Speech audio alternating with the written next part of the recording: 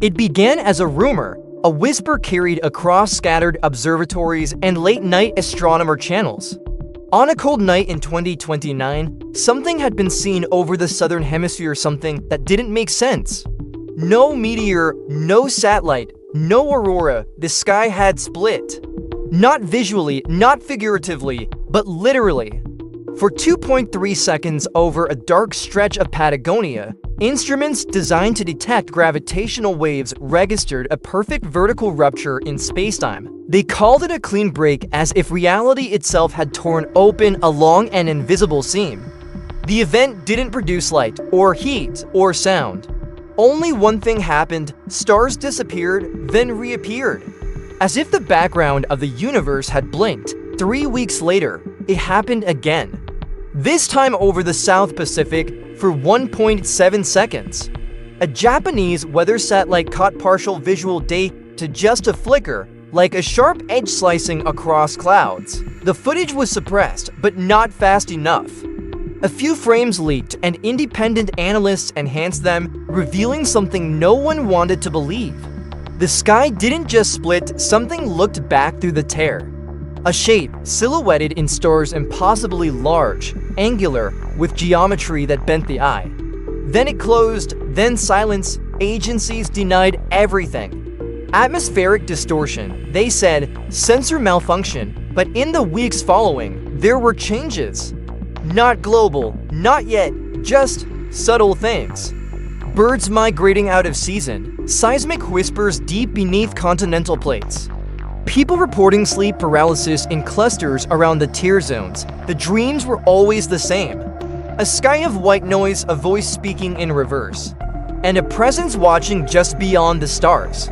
In May of 2030, the third event occurred, this time above the Indian Ocean, 2 seconds. And this time, there was sound, not from the sky, but from below. Deep within the Earth's crust, an ultra-low frequency tone resonated, triggering sensors usually reserved for tectonic stress. It pulsed 7 times, then stopped. For days afterward, sensitive electronics within a 600-kilometer radius behaved erratically.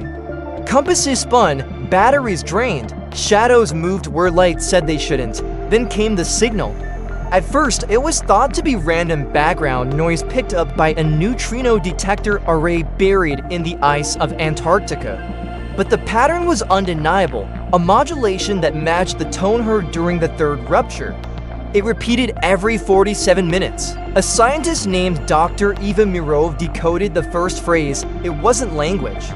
It was structure, instruction, an equation that, when plotted spatially, revealed an impossibility, a map not of space, but of causality.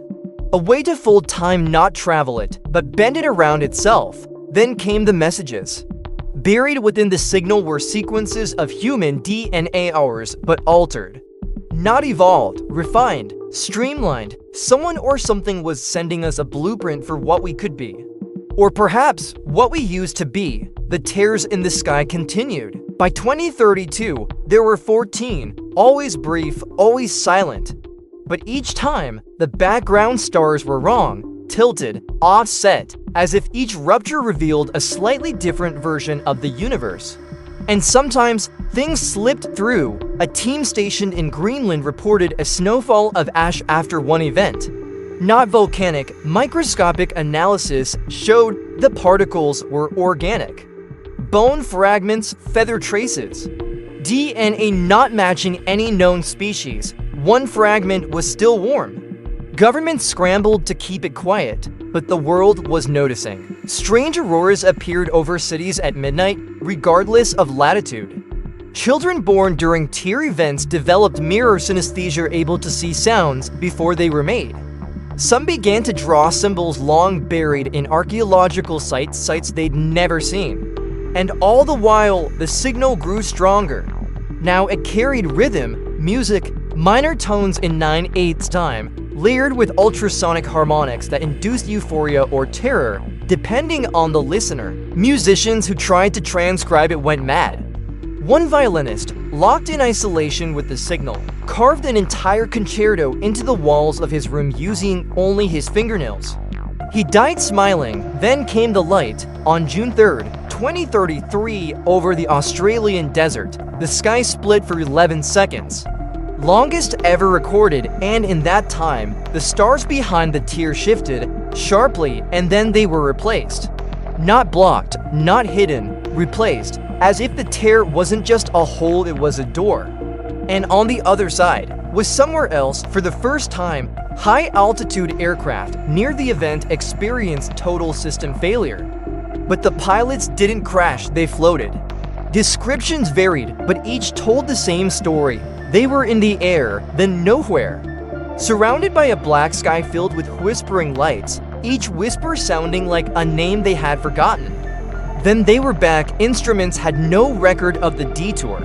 But they returned with one thing. A symbol burned into their dashboards, a spiral broken at one edge, and a phrase that appeared on every single craft's onboard diagnostics, even analog ones. "We have seen you." Mass panic was impossible to avoid now. News agencies could no longer deny what was happening. The tears were increasing, one every month, then every 2 weeks. By 2034, satellites were being lost. Not damaged, lost. Their trajectories crossed the event zones and then never returned. No signal, no debris, just gone. A probe sent into the center of a rupture broadcast for exactly 0.2 seconds before vanishing. Its last transmission was a visual, and not human, not animal, just vast, unblinking, watching. The message decoded from that final frame was simple: closer. Humanity had no way to stop it. Scientists worked around the clock. Religious movements erupted overnight. Some worshipped the tears, others feared they were a reckoning. But the dreams got worse. Now, even machines were dreaming. AI networks connected to space observation arrays began generating images on their own. Spiral galaxies folding inward, eyes made of fire. Machines bending toward a central black tower. The tears began to speak, not with sound, with intent. Places near rupture zones began to shift. Physics broke down. People stepped into a room and emerged in another building. Clocks reversed, water flowed upward, and then the sky itself cracked. August 29, 2035, the first global rupture, 13 seconds. The entire sky planet-wide folded inward, and for those seconds, the sun vanished, replaced by a cold, angular structure that hovered above our atmosphere. Its shape was indescribable. Some saw a cube, others a tree of metal and blood. Cameras failed, but the human mind saw it, and it never forgot. People across Earth wept uncontrollably. Some spoke in tongues.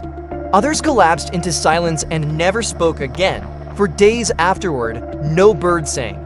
The oceans were still, and then the voice came. Not from space, from within. Everyone heard it in their own language, in their own voice. One sentence: "You have been noticed," then silence. But not peace. The world began to crack. People born during rupture events developed telepathic connections, empathic waves that synchronized across continents.